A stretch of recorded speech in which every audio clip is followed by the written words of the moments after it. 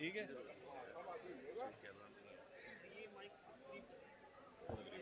जी जी। अस्सलाम वालेकुम। जैसा कि आपको पता है उस्मान डार साहब के आज कुछ केसेस लगे हुए थे, मैं थोड़ा सा बता दूं, बाकी ये खुद बात करेंगे। एक हमने इनकी पिटिशन फाइल की थी जो जस्टिस शम्स महमूद मिर्ज़ा साहब सुन रहे थे कि इनका नाम जो है PNIL, जिसको ECL भी हम आसान लफ्ज़ में समझाने के लिए कहते हैं, इनका उससे नाम जो है वो रिमूव किया जाए।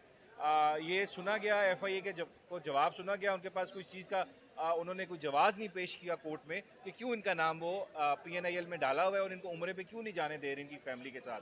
तो जस्टिस शम्स महमूद मिर्ज़ा ने सुना है उसको, केस को, और उन्होंने वो पिटिशन अलाउ कर दी है और FIA को और इंटीरियर मिनिस्ट्री को डायरेक्ट किया है कि इनको उम्रे पे जाने के लिए रोका ना जाए। और उस्मान डार का ये बुनियादी हक है, वो अपने मज़हब जो आइन हमारा कहता है कि हर शख्स को मजहबी आज़ादी है, फिरने की आज़ादी है, फ्रीडम ऑफ मूवमेंट है। तो उनका हम बड़ा शुक्र अदा करते हैं। शम्स महमूद मिर्ज़ा साहब ने बिल्कुल दिखाया है कि इस मुल्क की जुडिशरी अगर इन्फोर्समेंट करना चाहे फंडामेंटल राइट्स तो बिल्कुल कर सकती है। ये बाकी जजेस के लिए भी एक लेसन है।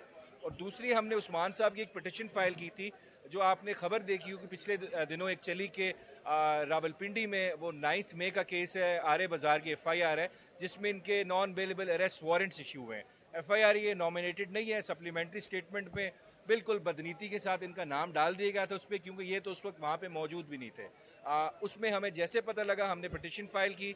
यहाँ पे जस्टिस शहराम सरवर चौधरी साहब और तारिक सलीम शेख साहब की DB ने वो केस सुना और उन्होंने भी 7 दिन की प्रोटेक्टिव बेल उस्मान डार साहब को अलाउ कर दी है। तो I am really thankful to the जजेस of the Lahore high court. और कल हमने देखा कि इस्लामाबाद हाई कोर्ट के जजेस ने भी इस मुल्क में दिखाया है कि इस मुल्क में अभी भी वो जजेस हैं जिनका ज़मीर जो है वो जाग रहा है और वो आइन और कानून के साथ खड़े हैं, बुनियादी हकूक़ के साथ खड़े हैं। तो बिल्कुल अगर जुडिशरी अपना काम इस तरह करना शुरू कर दे तो मेरे ख्याल से वो लोग जो इस मुल्क की लॉ इन्फोर्समेंट एजेंसीज की वजह से सफ़र कर रहे हैं वो सफ़र करना बंद हो जाएगा और जुडिशरी जो है अपना काम करना शुरू कर देगी।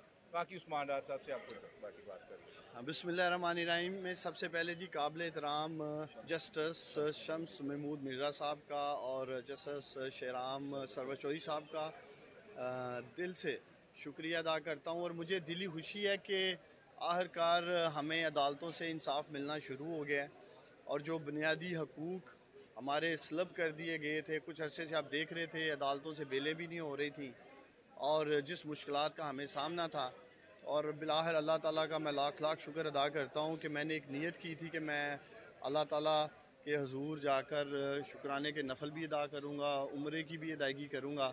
जिस मुश्किल वक़्त से मैं, मेरा ख़ानदान, हम सब गुज़रे हैं, मीडिया के सामने हैं।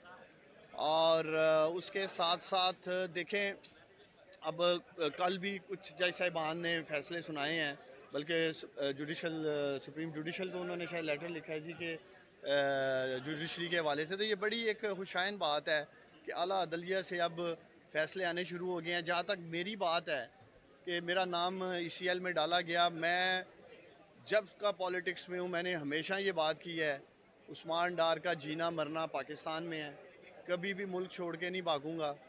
और जब रूपोश भी थे तब भी मौके थे, तब भी मुल्क छोड़ के भाग सकते थे, तब भी नहीं गए, आज भी नहीं जाएंगे, आगे भी नहीं जाएंगे। मेरा कारोबार, मेरा ख़ानदान, कारोबार जो इन्होंने तबाह करके रख दिया, उसको भी देखना शुरू कर रहा हूँ मैं। तो हम कहीं नहीं जाने वाले हैं। अल्हम्दुलिल्लाह उस्मान डार के जो प्लेटलेट्स हैं ना वो ठीक हैं, वो डाउन नहीं हुए हैं कि हम बाहर जाएं और 4-4 साल मुल्क में वापस ना आएँ। इंशाल्लाह ताला उम्रे की अदायगी के लिए अपनी फ़ैमिली के साथ जा रहा हूँ और जैसे ही उम्रे की अदायगी करूँगा उसी तरह अपनी फ़ैमिली के साथ